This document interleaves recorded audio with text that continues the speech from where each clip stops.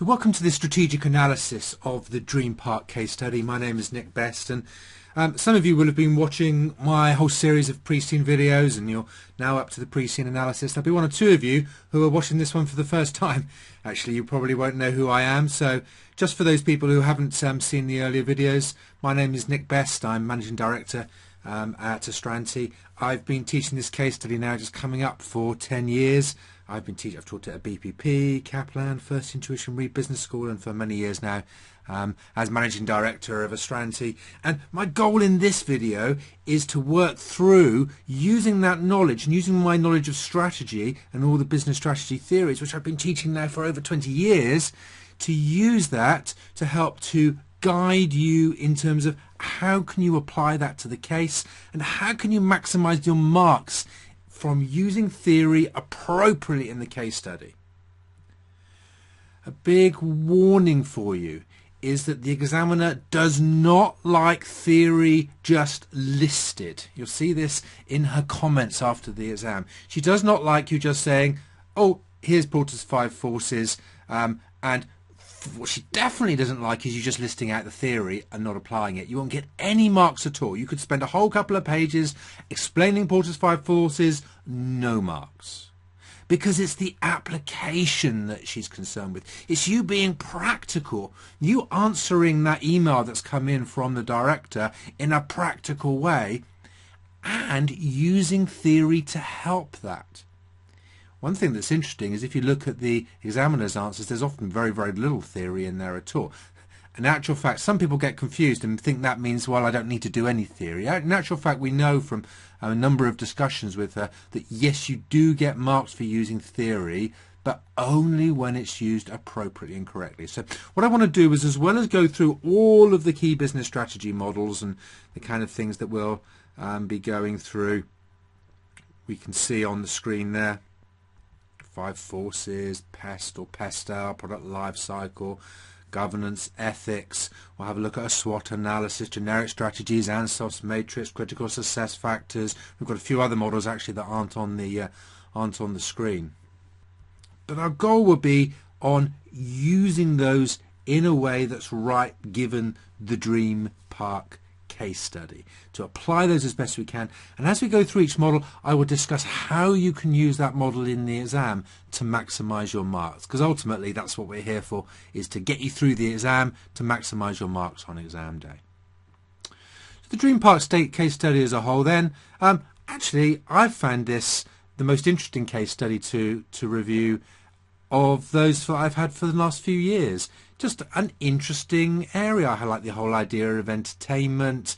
Been to a few theme parks over the years myself, so it's nice to be able to apply that. If you've been to a theme park, then you'll be able to apply some of the thoughts and ideas to your experience of having been to a theme park. If you've never been to one, what a great excuse to go along. An important part of your revision, I would say, that could be. Okay. DreemPark overall are a very successful company. Now, to some extent, that does make the case study a little bit dull because just everything is good. When we get to the SWOT analysis, I haven't got many weaknesses for you because broadly things are strong, things are good. And the examiner does tend to do that. This isn't just this case study. That does tend to be the case with most case studies. The examiner is trying not to make you think that there's too many problems to start with, and then the problems get introduced on the day of the exam. So that's quite the norm. Okay. There are one or two weaknesses, but in fact, as we talk about the weaknesses, we could say margins are a little bit lower than the industry competitor.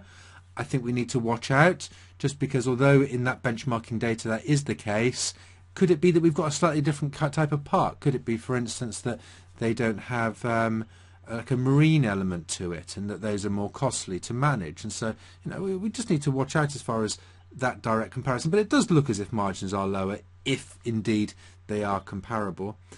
Debt levels seem to be quite high. Actually, they're lower than the industry competitor, but just high generally. I think I'd quite like to reduce those to reduce the financial risk in case of bad times, that we suddenly didn't find ourselves not being able to pay our debtors as they fall due.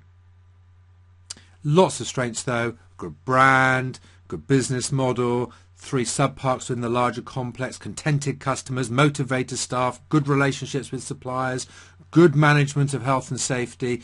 it's a strong business, this one. Okay. Social responsibility and ethics is an important exam topic. It's been in this exam time and time again over the last few years. You will see questions on that, and the pre-scene reflects that as well. So we do need to spend some time talking about that and looking at the models as a whole. Okay, so the way we're going to work through this analysis is I'm going to work through the rational model for you. And we're going to start over here in the future. I'm just going to remind you of that rational model. I know you studied it in E3, but no harm but me to remind you how we go about creating a strategy for a business. Okay, because that's what we're going to do. We're going to analyze the business and then create a strategy. That would be the last thing I do, is say, right, if I was running this business, this is how I would take it forward through all of the analysis. A nice, solid, logical strategy is what I'm going to come up with here. Okay. Now the rational model says that the first thing you must do is decide where you're going to go in the future. You look at your mission. What do we stand for? What are we about? What are we in business for? To give us our direction, we must see the arrow on the screen here for the business strategy. That must be going in the direction of achieving the mission. Okay. You break that mission down into specific objectives, specific targets. And so therefore you might know what profits you need to achieve, or what theme parks you're going to launch and when you're going to launch them, and so on. So we've got very clear specific targets to focus our business towards. So we're going to look at what it says in the case about mission and objectives. Actually, not too much, so we'll kind of create some ideas in relation to, if that did come up in the exam, what those might be. Okay. We will have a look at governance. Governance is very important about the way the business is managed, and we'll have a look at ethics and corporate social responsibility. Again, this is very much about the values that we have, the way that we operate, hence the reason that it's important that the strategy is consistent with that. Hence, see the arrow pointing into that area. We've got to know how we want to govern and manage and run the business and make sure that the strategy is consistent. We also need to know who the stakeholders are and how we're going to manage those different stakeholders. So we're going to map those out using Mendelow's matrix, and then we'll know where the business is going in the future. So then we can analyze the business where they are now and then direct the strategy towards it. So when it comes to analyzing where the businesses are now, we will sum that up in a SWOT analysis. Nice, simple, easy tool, of course, the SWOT analysis: strengths, weaknesses, opportunities and threats. But a really lovely summary of this is where the business is now, and this is how we're going to get from where we are now to where we want to be in the future. Doing a business strategy is a lot like going on a journey. Okay, you need to know where you go. You look on your destination, perhaps on a map, or perhaps you plug it into your GPS. The GPS works out where you are now, or you look at your current location on the map and you plot the route between the two. And so this is what we must do. Our business strategy must be clear, logical, to take us from where we are now to where we're going to be in the future. Along the way, we're going to do analysis using PEST analysis. In fact, I'm going to do PEST-L. I'm going to add on the E and the L on the end, the environmental and the legal. We'll do a 5 forces analysis. Both of those two help us look at the wider business environment, so we understand the industry and we can move our business in the direction of the where the industry is and where the industry is going and changing. We will have a look at some product analysis by doing a product life cycle. In actual fact, in this particular case, there's not enough information to do the Boston Consulting Group matrix, so I won't be looking at that one. I do look at that in cases where there's enough information, but there just isn't the information on that one. Okay. We'll have a look at other internal analysis as well. For instance, we'll look at critical success factors and examine what is critical to the success of this business. So we can then see, we can compare our strengths and our weaknesses up here with what is critical to success in the business and make sure that there is consistency there. Then we'll define the strategy. We'll think about Porter's generic strategies, differentiation, focus, cost leadership. Which of these are they what are they using, and should they stick with that? Okay, so we'll have a think about that. We'll look at ANSOS matrix to look at possible new strategic options. We'll decide on what the methods could be. Should we do internal development? Should we do any joint ventures? Should we do any acquisitions? Should we divest any part of this business? We'll bring all those thoughts together to define the strategy at the end. So, I hope you enjoy this journey with me through the journey of strategy. Actually, one thing that people sometimes find is throughout your studies up to this stage, many people have never seen a business strategy developed. And so I hope that the hour and a half, we'll see how long this video takes, that this journey takes you. It'll show you how to go about defining strategies generally. So I hope you'll find that useful as part of your general learning, as well as our more focused approach on how are we going to help you to pass the exam. How are you going to use these models, these strategies in the exam? Okay, so that's our primary goal here, of course. So our first step then, as I've already said, is to look into the future. Let's see where this business needs to go in the future, what its principles are, what its values are, what they stand for, how they would operate, so that we can direct the business towards those. Also who the stakeholders are as well. Okay, so what I would do very briefly with some of these models is quickly remind you of them. Now, I'm not going to reteach these. I hope you've not that long ago passed your E3 studies, so you should know all these models anyway. But a quick reminder is what I would do. Okay, and as far as the mission goes, a mission is all about what the organization is all about, why they exist, who they exist for, what they're trying to achieve. It's where we are going, what is our purpose, what is our strategy, what do we stand for, how are we going to take that business forward. And Campbell's 4 elements are the 4 key elements that we should see within a strategy. And so let's go through those in relation to what they might be if we were looking at DreemPark. Okay? The reason being is actually, unfortunately, there is no mission given in this particular case study. Sometimes there is, sometimes there isn't. This one there isn't. But I think what it's useful for us to do, though, is think, well, what would the mission be? This could be useful if you've got a question asking you about mission statements. Okay? I somehow expect that they've probably got one, but it hasn't been given to us in the case. It'd be surprising a big company like this didn't have one. But if you found out that in the exam they definitely didn't have one, okay, then this could also be useful to help you to start to pull together a case pull together a mission statement for this case study. So the purpose is why the organization exists and who it exists for. So let's start with the who then. And the who is partly for the investors. We have got shareholders, and those shareholders want good returns. That's dividends, that's capital growth. We're also in existence, I would say, for the customers, to give them fun. And I've put in there in a safe environment just because I think that the safe environment is just really critical. So we're there for our investors, for our customers. You could say maybe staff and people like that as well. But I think primarily those 2 groups. And what are we trying to achieve then? Continued growth. So we want to continue to grow the business, develop the rides, improve our experience, grow into new locations, and therefore deliver the investors good returns and even more customers, even more fun in that safe environment. So how are they going to compete? How are they achieving this? Well, they're going to achieve this through good customer experience, good transport links nearby to get people to the parks, hotels where people can stay, and their particular strategy is 3 branded parks per centre. And they've got a very clear approach. They've got their 3 branded parks. They have expanded into new locations with those same parks. It works. It's proven. They're now going to expand into the Far East. This is they've got good brands, hence the branding elements of that, and they're expanding that into those new locations successfully, hence a good, successful strategy. Now, why is that important to you? It's because quite often in the exam people come up with, oh, actually we should do this differently or that differently. And actually what you'll find when we get to my final strategy, this is how I think we should take the business forward, you'll find it's actually going to be a little bit dull. Because this business is so successful, they've got a very successful strategy already, then we don't need to change all that much. There's a few things I'm going to decide to change, but really not that much because the strategy is working.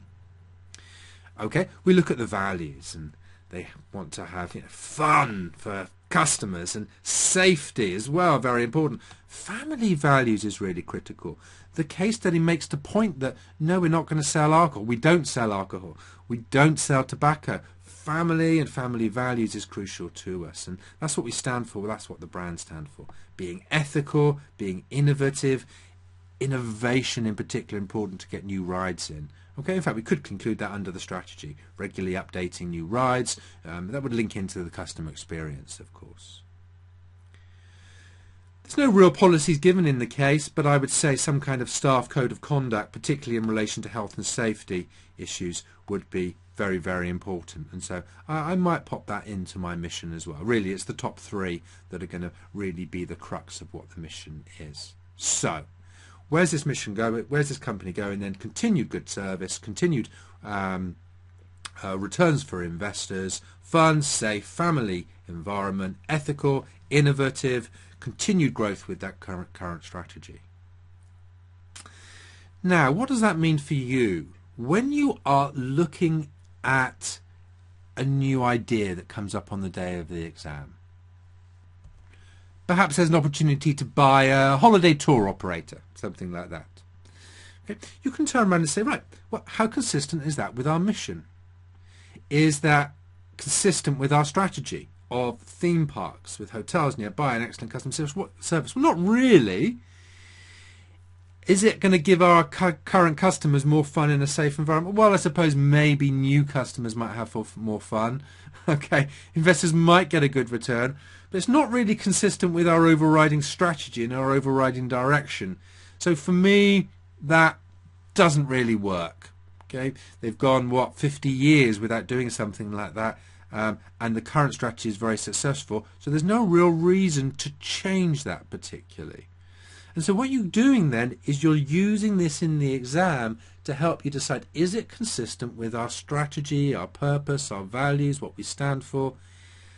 One question that you could see in the exam is, should we start to introduce tobacco and alcohol sales? And there's an interesting question there, really, because that's the principles and the values have been with these family values. We're ethical. We've never sold it in 50 years.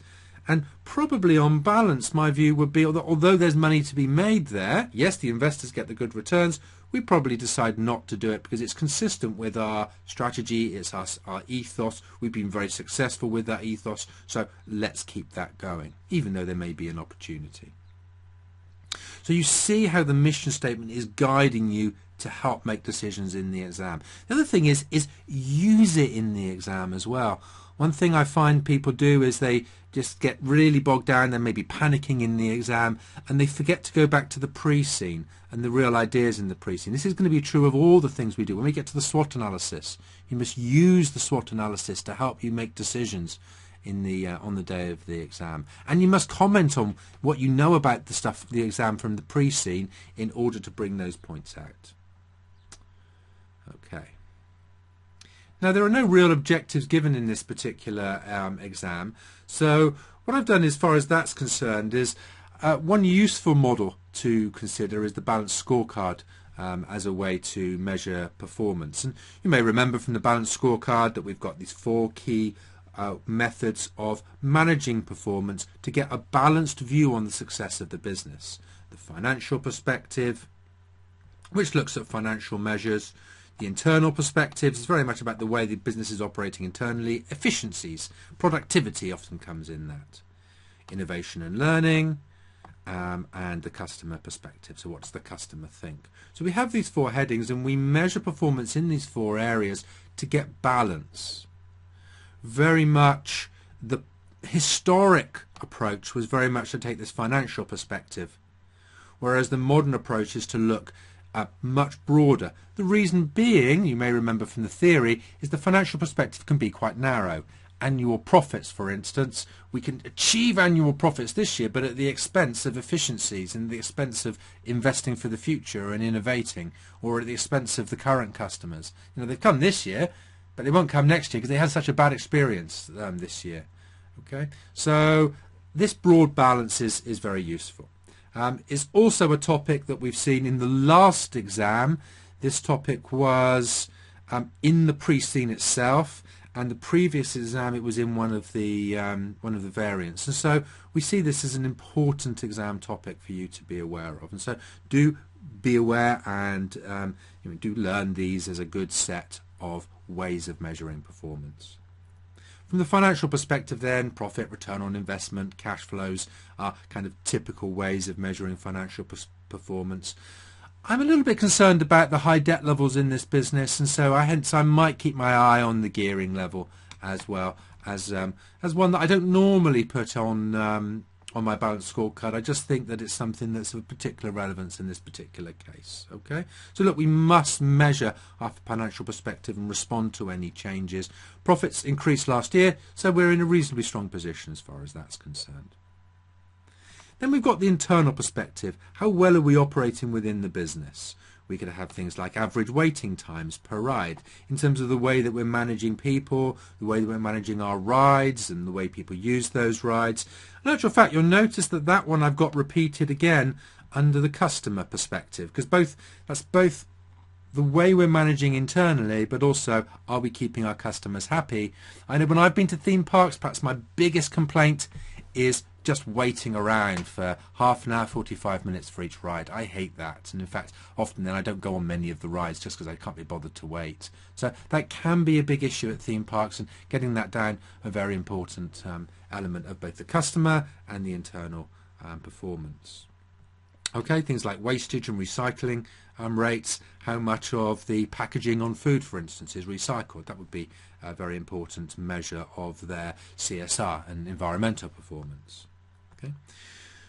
Revenue per square metre of land or per employee is quite a useful way of measuring how much revenue is being generated per person. You could compare that measure from one park to the next park to the next park, or even benchmark it against competitors to see how efficient you are being.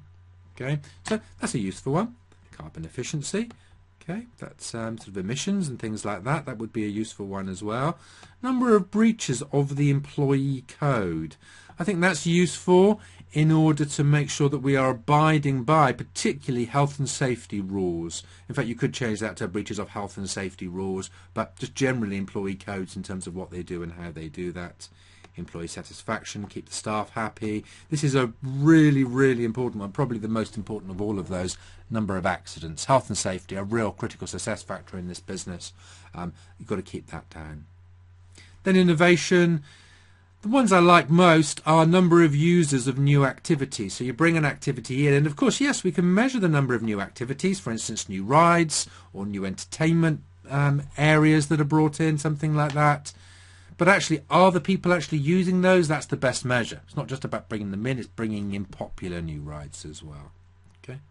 From a learning point of view, hours spent on training can come in there.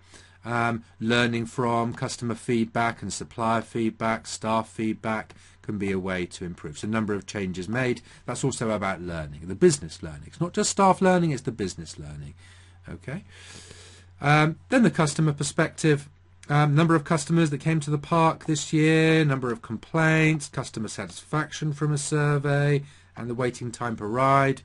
We've got a nice, good, strong, balanced scorecard then. If we were measuring all of those and we were doing well in all of those, then we would be in a strong position. And actually, from the information that we've got in the pre-scene, it would appear as if most of those areas are good. Okay, one or two weaknesses, but most of them are good. They would appear to be doing well. It would also be useful to benchmark those from one park to the next park to the next park to help to improve performance, particularly of one against the other. Unfortunately, we've got a bit of comparative information in the pre-scene, but it doesn't really tell us which parks are successful or not to any great extent. From that point of view, it would be useful to do this for each park. So I do think balanced scorecard will be a useful model for DreemPark and a useful thing if you get anything on performance measurement to bring up in the exam. And if you're just watching the sample of this, which you'll find on our website or on YouTube, that's where the end of the sample, the sample comes to an end. I hope you've enjoyed this analysis so far. It goes up to about 25 minutes or so, this particular analysis, so it gives you a real taster of the way the strategic analysis is going to carry on. It's a 1 hour 40-minute video in total, this one, and we go on to talk about Pestel, Porter's 5 forces, Mendelow's matrix, Ansoff's matrix, methods of growth, Porter's generic strategies. We do the SWOT analysis, and then I tell you my strategy for taking it forward. And I also discuss for each of those models how you use them in the exam, particularly the ones that are most useful to score marks. So I do hope that having seen that, you think that the rest of the video will be worth watching, and also the rest of our video series where I go through each page of the pre-scene. Then I've got my I've got 6 videos doing that. Then I've got another video going through my top 10 issues where I really break down what I think is most likely to come up in the exam and how that's going to and how you need to answer those questions should they come up, to really get you prepared for the most likely questions. And then we've got an industry video as well where we analyze the industry for you, talk about some of our industry examples. Although, to be fair, the industry itself, the industry video, is relatively short compared to what would be a significant industry analysis of a lot of pages. I don't know how long that is yet because it's currently being written by one of my colleagues, but we're probably talking 80 to 100 pages of detailed industry analysis. So well worth your while getting that knowledge under your belt, particularly so you can use some industry examples in the exam, because they do gain good marks when you can use them. Okay. Please don't forget as well our course, all of those videos, and then our mock exams, and our being able to ask questions to me personally, and our forum where everyone discusses the issues. And the marking of the mocks is so important. One thing I would say generally is, if you do nothing else, do mock exams and do get some of them marked. Just 1 or 2 makes a huge difference to people in the mark they get. Okay, so do that. Looking at your own often isn't good enough, because you won't be getting the focus on what you need to do to pass. What our markers do is they've got a very detailed checklist of points to focus what you do and how you do it to get you focused on passing that. So I really would recommend that. We've got videos on how to pass the exam. I've got a whole set of course videos which take you through, and there's 13 videos taking you through what it takes to pass the SCS. And how to approach the exam as well, and how to approach case studies. Then there's 2 master classes, full day-long master classes with my colleague Sandy, who's very, very experienced, many years teaching the case study. He'll take you through his approach to passing and take you through his view of this as well, and answer all your questions in a live format. So there's a huge amount available on the course, and it's all available with a pass guarantee. So if you do the whole course and you fail, you can get the next course available for free. So therefore assuring you're not paying any more in the future, as long as you do the work to pass, of course, and a 14-day guarantee, so you can get it for the first 14 days. If you decided that it's not right for you after that, you can basically trial it at no cost to yourself, because you can get your money back. So I hope actually that you'll decide to come along on our course, because ultimately that's what gets the biggest pass rates. You know, people that do the full course and finish tend to pass. People that do bitty things and just work in the last few days before the exam tend to fail this, because it's a very hard exam to pass in short time periods. So I do hope you'll join us somewhere along the lines. Of course, all of our material can be bought individually as well. So if there's a particular part of that appeals to you, then just buy that too. Whatever you decide to do with your studies, I wish you the best of luck going forward with the studies, and even more luck in the exam itself.